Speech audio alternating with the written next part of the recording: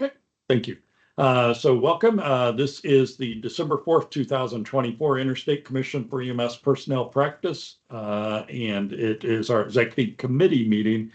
And I'll go ahead and call it to order and welcome everyone. I see we have our exec committee, most of them here, and also several commissioners and a decent amount of the public. Thank you everyone for being here. Go ahead and start with the roll call, and we will turn over to Secretary House. Thank you very much. Sorry, I was having some technical difficulties today already. So, Commissioner Kinney. Present. Commissioner Denny. Present. Commissioner House is present. Commissioner Vandeloon.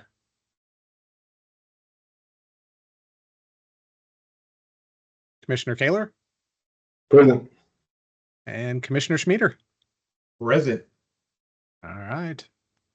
Mr. Chair, you do have a quorum. Thank you. First of all, thank you everyone for being here. And we always encourage participation as well. And we ask that the exec committee use video. Others are not so requested at this time. Public attendance is encouraged. Microphones for all attendees are muted once you arrive. If you have a question, please use the raise hand feature at the top, and the chair will recognize you. If you are not part of the exec committee, please state your agency or organization when called upon, and we do limit comments to 2 minutes or less. If we have any disruptive behavior or comments, then our executive director, Donnie, is authorized to remove you from the meeting. So with that, we will go into it. The agenda was posted. The meeting book was sent out. Are there any matters that are not on the agenda?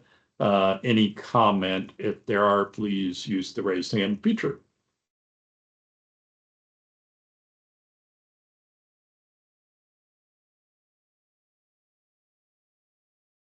Okay, we will proceed then. Old business, Secretary House. Meeting summary. Thank you very much. The October 2024 meeting summary was included within our committee packet there. I would submit that for your review, consideration, and approval.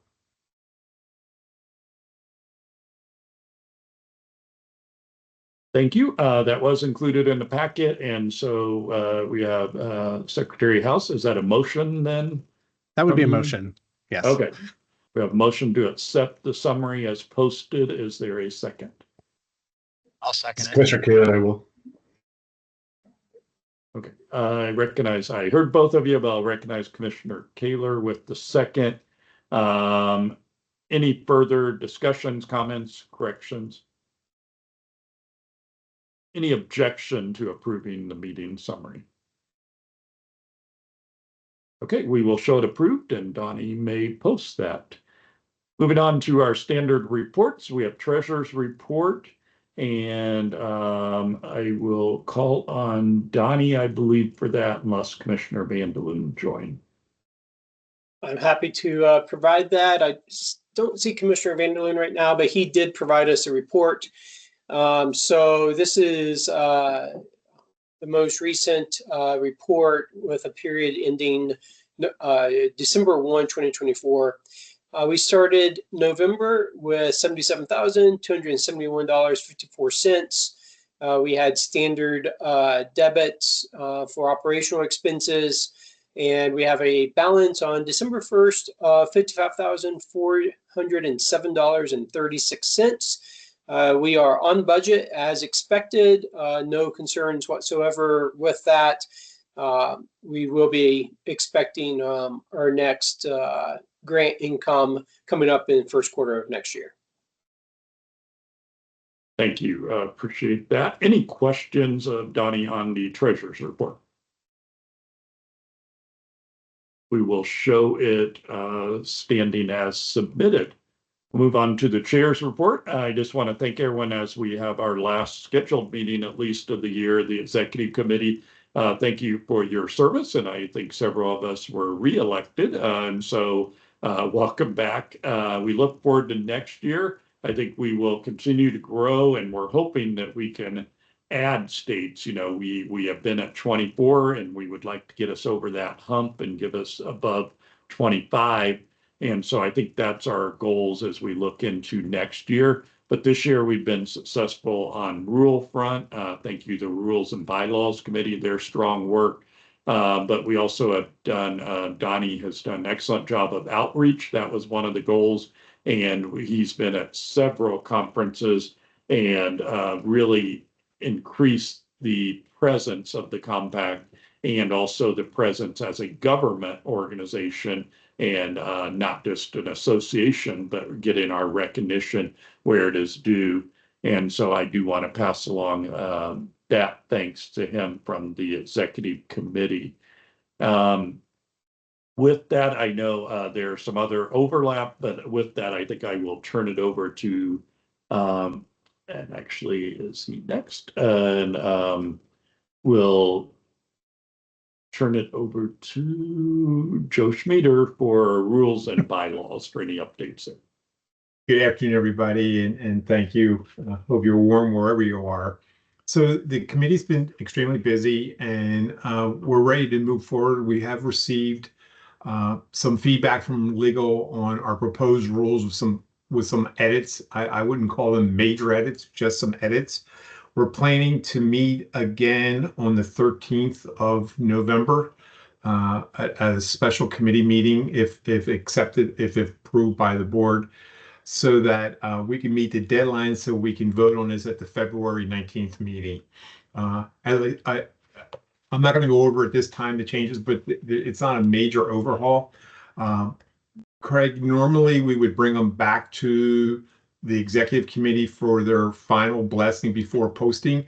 But if it's okay with you, in light of doing that, we could go ahead and post it, hit the deadline, and then we could do a more formal presentation at the meeting in January.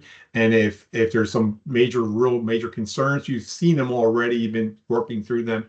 If there's some major concerns at that time, we can always pull them back down.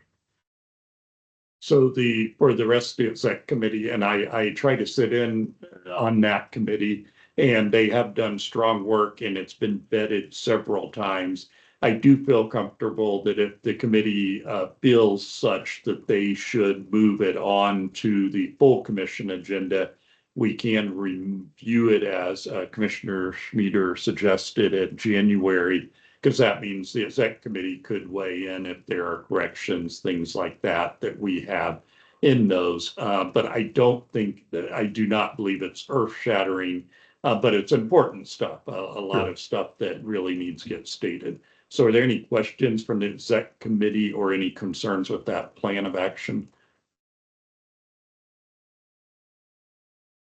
I appreciate the support from everyone. This has been some strong work, not just within the commission, but also with Doug Wolfberg and team as we do this jointly and just keep making the bylaws better and better to reflect the needs of the commission. So I thank you for your support. And with that, I don't have anything else new to report. Thank you. And thank you for your service on that. You guys are doing great work.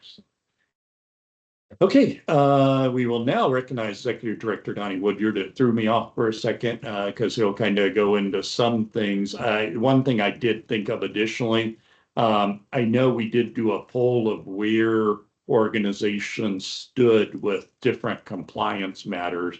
And I think Donnie will probably cover part of that, but that is part of what we have done. We have taken the concerns expressed at prior exec committees, and we've been following up.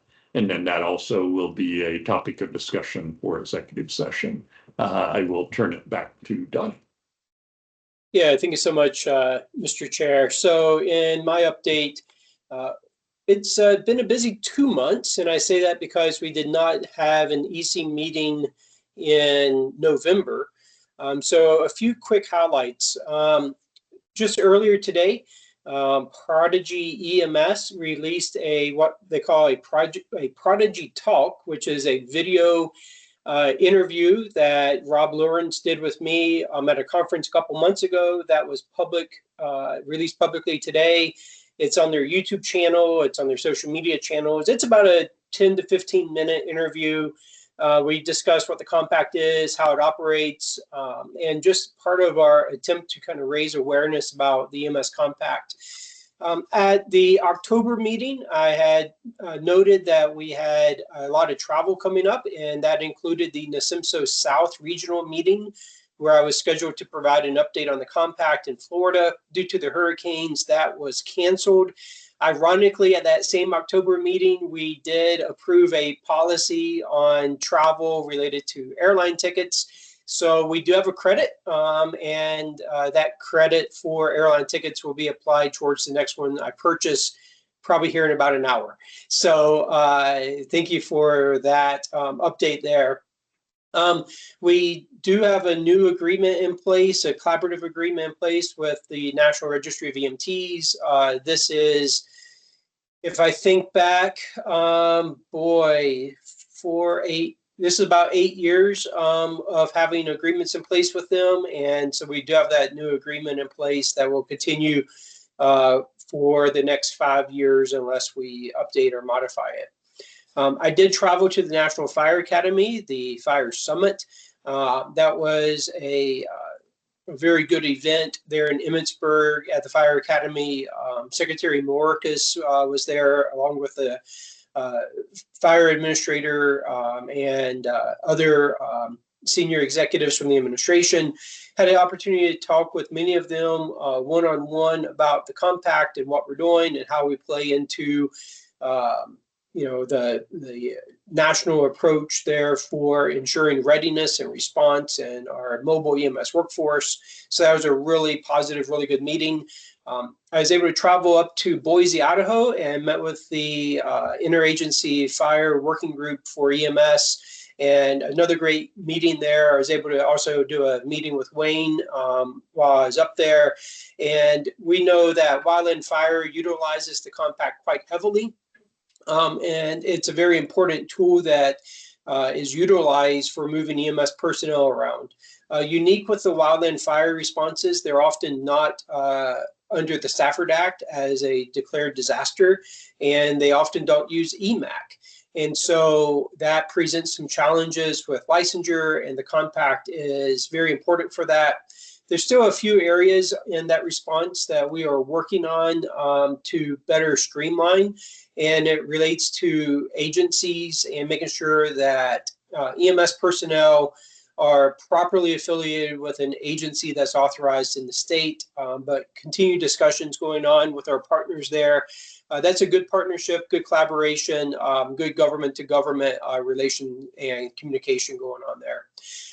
Had the chance to go to the National Registry to their new state director orientation and provided an update on the compact there. Very positive event. A lot of good stakeholders were there and answered a lot of questions, especially for our newer state EMS directors and state office personnel.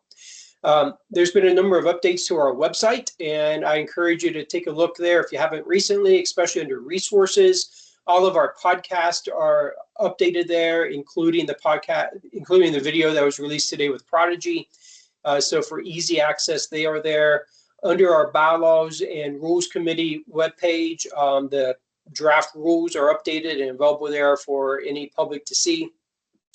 Last week, I was able to attend the Texas EMS conference and provided a session on the EMS compact. It was well attended. A lot of really good questions there.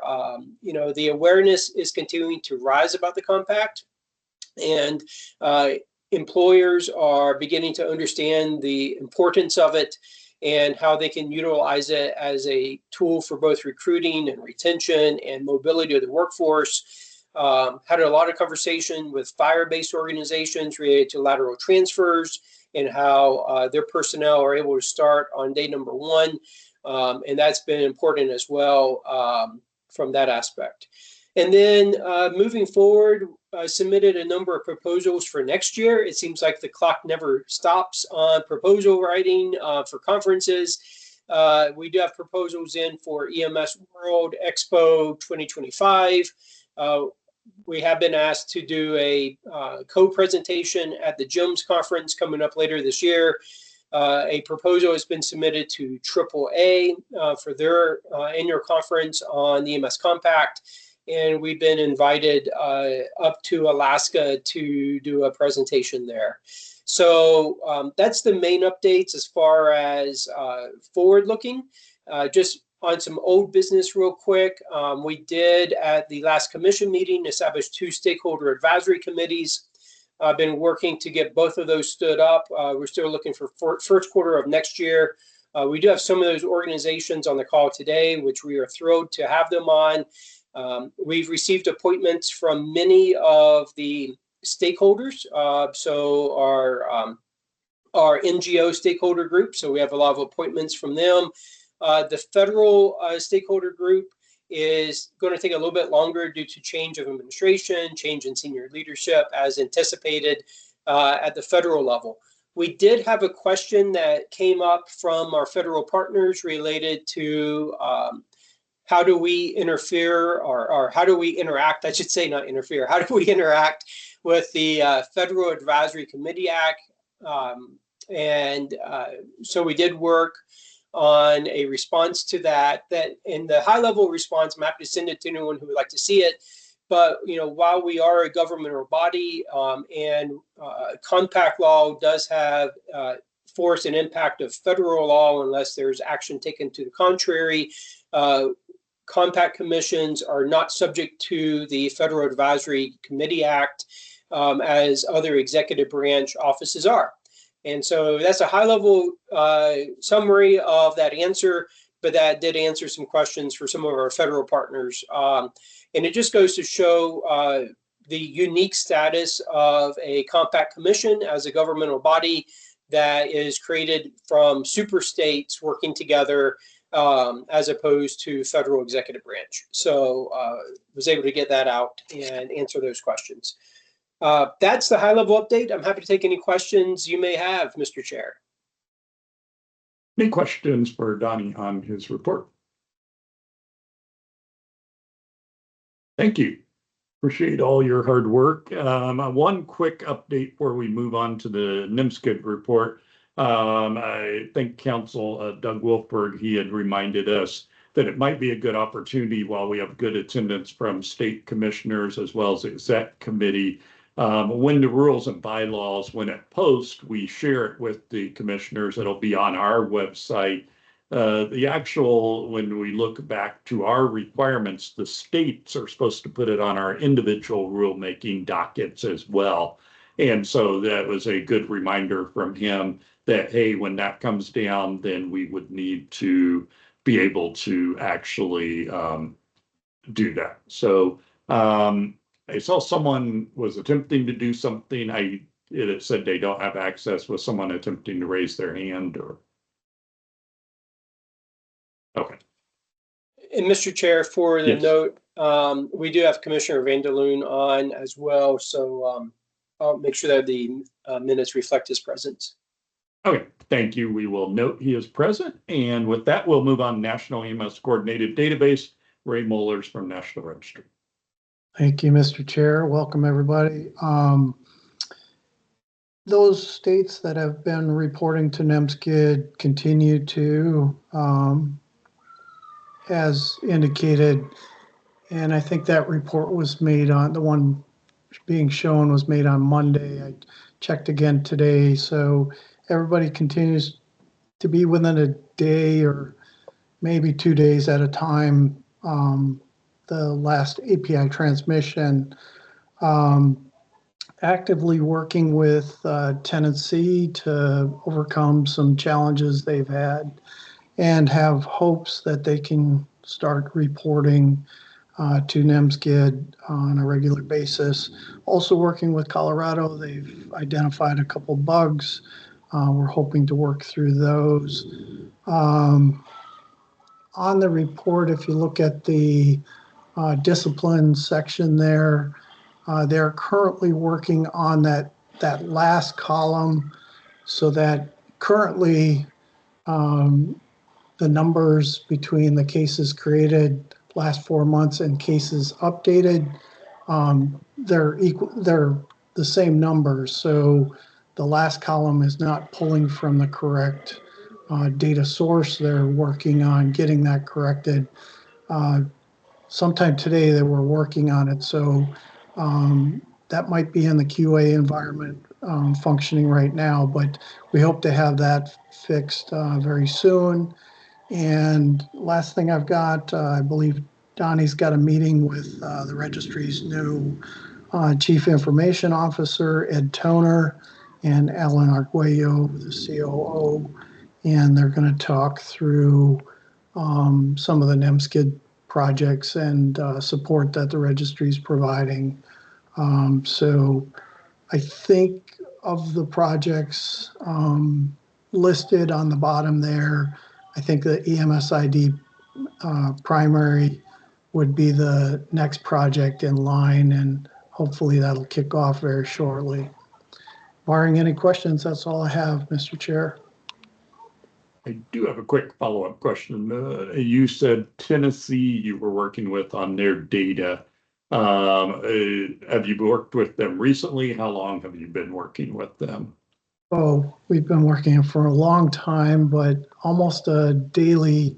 So the last meeting we had was 2 days ago, a group meeting, and then sharing information back and forth almost on a daily basis. Now, I think they're going to do some more testing. We hope to meet with them again next week. Okay, great. Good to hear some progress there, hopefully. Any other questions for Ray on the NEMSKID database? Okay, as always, thank you for joining. Thank you for compiling and presenting that report. Okay, new business, commission meeting, February 2025. Donnie. Yeah, thank you, Mr. Chair. This is just an awareness for the executive committee. As you are aware, we have previously scheduled and allocated February 19th, 2025 to be our Q1 commission meeting of all the commissioners. The basic agenda will follow our standard meeting. So we're introduced any changes to any commissioners. Right now we have none. So that's a great thing. So a little bit of stability there is a very good thing. But the main focus of this meeting will be actually the rulemaking packet. So a couple key timelines with that. 60 days out, which is December 21st, which is a Saturday. So I'll take December 20th. We'll have to post the proposed rules and have them available for public comment. We will go forth and do a series of educational sessions, and I'll schedule those in January. 30 days out, we will finalize the final meeting agenda. And so for our January EC meeting, I'll have a proposed meeting agenda for the February full commission meeting, and we'll get that properly public noticed out there as well.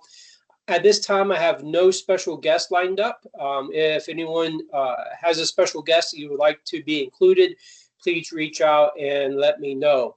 So that's the high-level overview, Mr. Chair. We have about 35 to 40 days before we have to finalize that. I just want to get it on everyone's radar. Thank you. Any questions for Donnie about the February 2025 Q1 full commission meeting?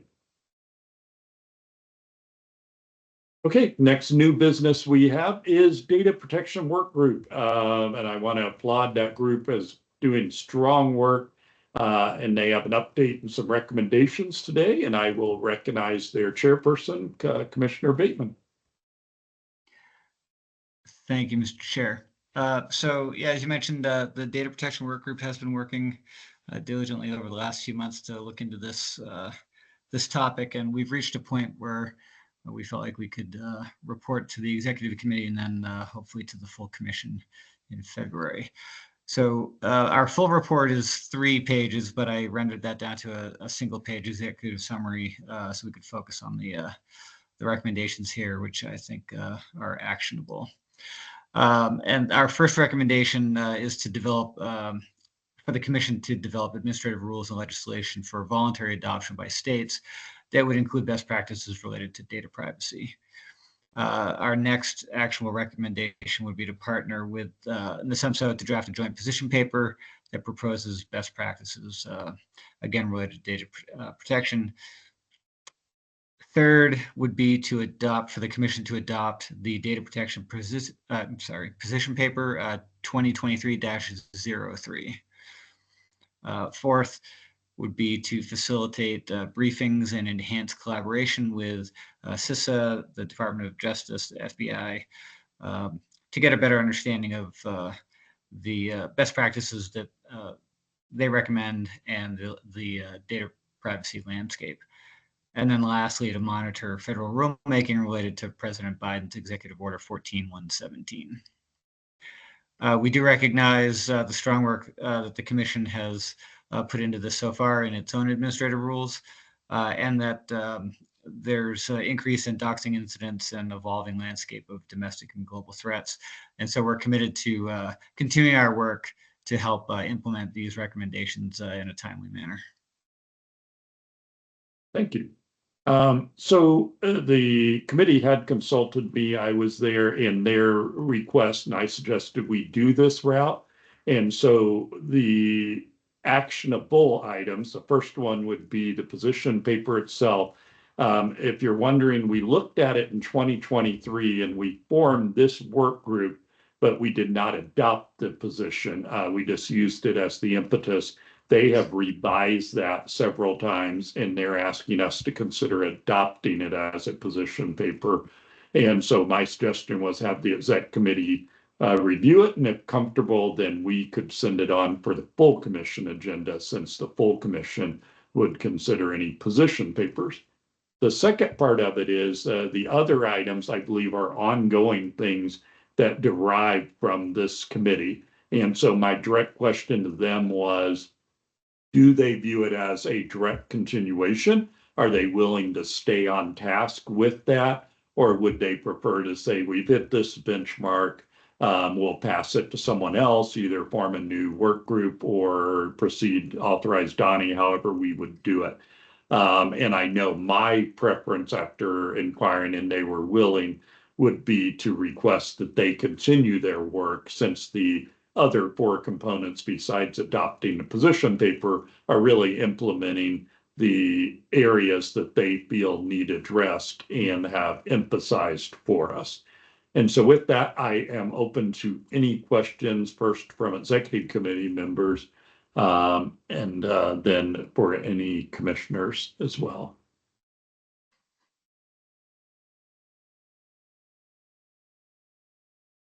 Commissioner Smeeder, go ahead. Thank you.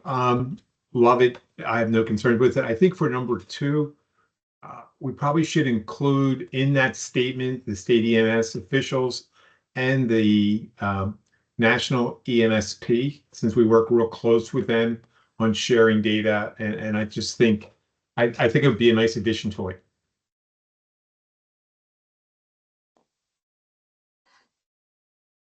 Thank you, Commissioner.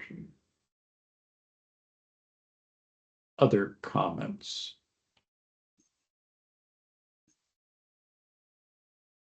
Any questions or comments from other commissioners besides the exec committee?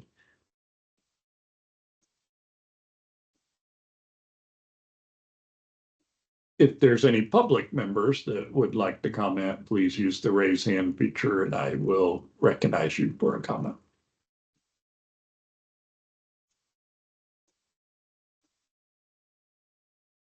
Seeing no further comments or questions, we do have the request here. And so I'm open to any motions. As I said, I kind of view it as maybe two parts, the position paper and then the continuing work. But I'm open to any motions from the exec committee.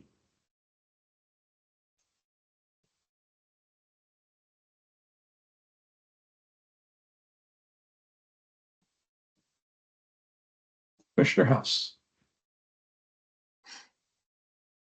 Yeah, thanks. I wouldn't have opposition to making a motion to adopt the data protection position paper, but you said it changed since we last looked at it. Has that been pushed back out to us? I couldn't find it in the packet, so.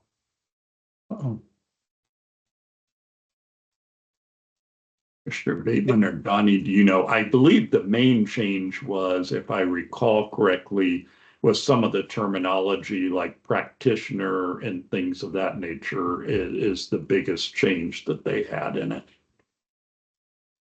If you give me a minute, I can I can pull that up. Okay, thank you. Yeah, I believe we were doing a crosswalk just to be sure we were using the same language consistently.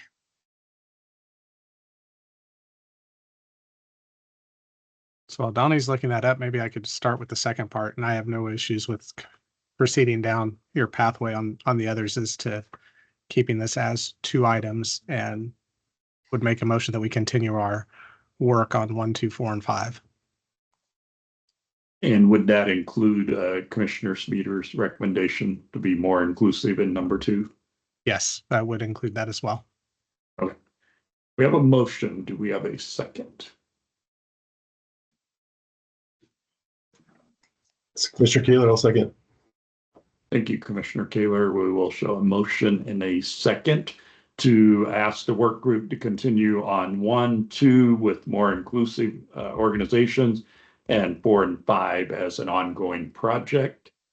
Any further comment or questions on that part of the discussion? Is there any opposition to proceeding with the motion?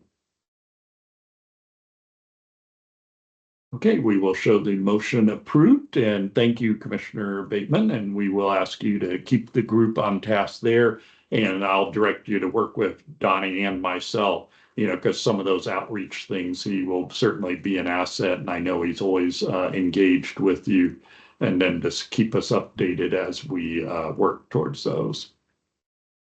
Excellent. Thank you very much. And I am opening up the position paper right now, and I can put that on the screen. Thank you.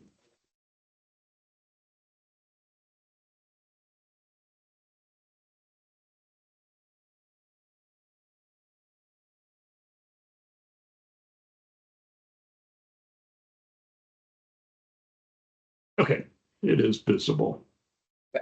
And so this this version of the paper is the one that does include everything except the change from practitioner to clinician. We adopted clinician after that. Everything else has been reviewed by the executive committee before. And I can send this out. I can leave it on the screen. We can look at it. Happy to do whatever you'd like, Mr. Chair. And as I recall, and Donnie, you can correct me, I believe our precedent, the one positive, if we vote to go ahead and send it on the agenda, that doesn't mean that it couldn't be modified before the full commission considers it. Is that correct? That's correct.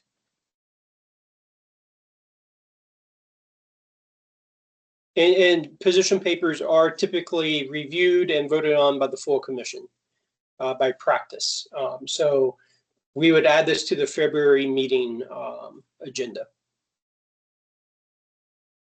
From my perspective, apologies that we overlooked not getting it in the packet there, but from my perspective, as I know, it was, a lot of that language choice, and like Commissioner Bateman and Donnie said, is making sure that it matched other parts of either our rules or bylaws, and that we use the same terminology. But the main content should be the same.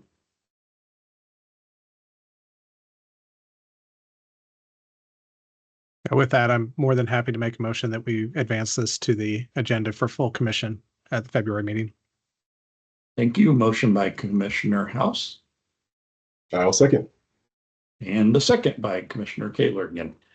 Any further discussion or comment on the motion? Any objections from the executive committee?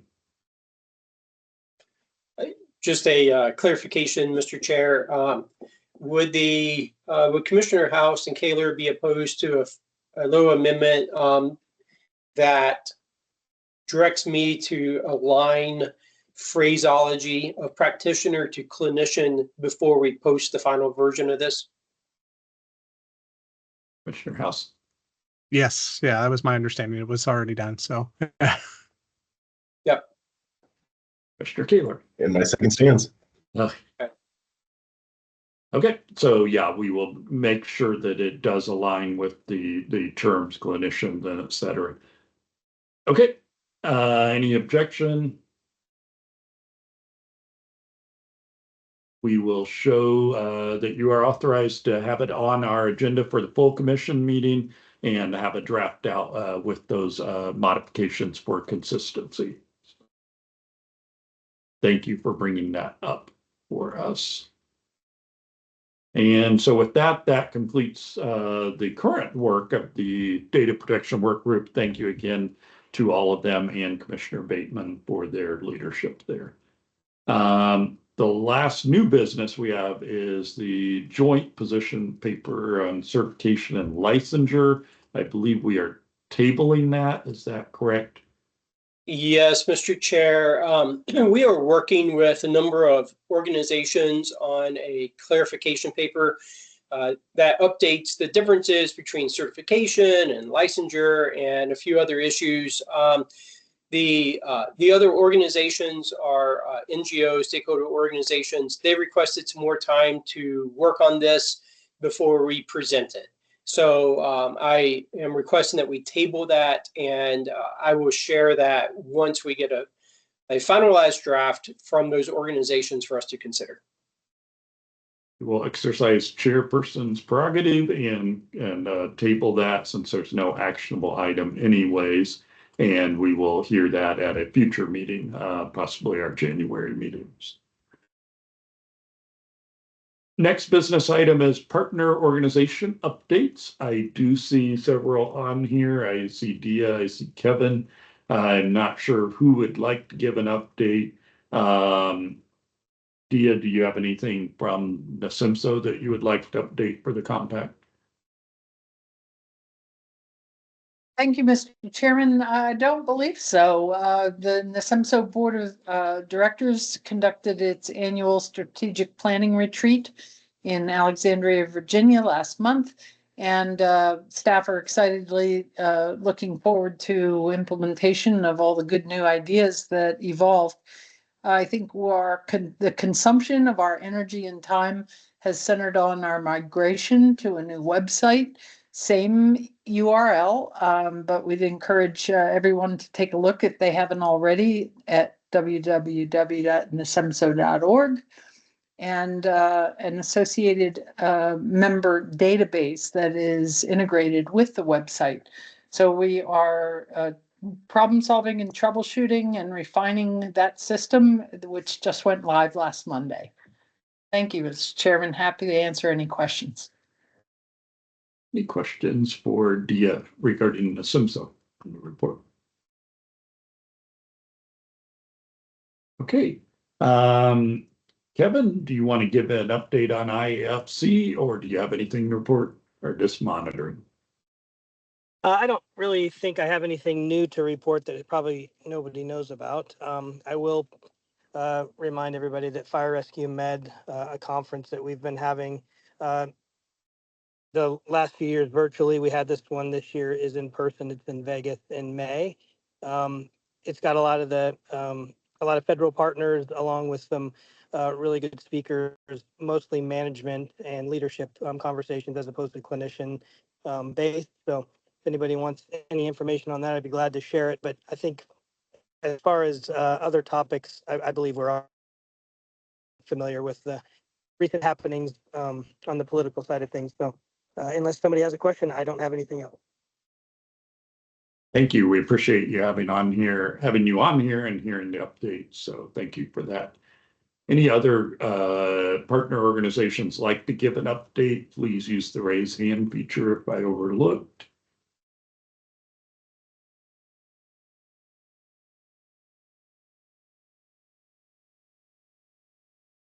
Okay. We are now at the point, and I do want to thank, as I look at the attendance, I do want to thank everyone for being on here for Executive Committee. Having 29 people on here, that is great considering our executive committee is smaller. So thank you for all the support. Thank you for both council for being on here as well. And all of the commissioners, besides the exec committee, for being on here. We do have an executive session that was filed for. So I will take a motion from the executive committee to adjourn the public portion and enter into executive session with just the executive committee and council, please. Commissioner Kaler, I will motion. Thank you, Commissioner Kaler. Commissioner House with the second. Any objection to that? Okay, we will join the executive committee. We will join on the second link and we will see everyone there in a minute. Thank you, everyone. Have a good day. Have a good Thank you all. holiday.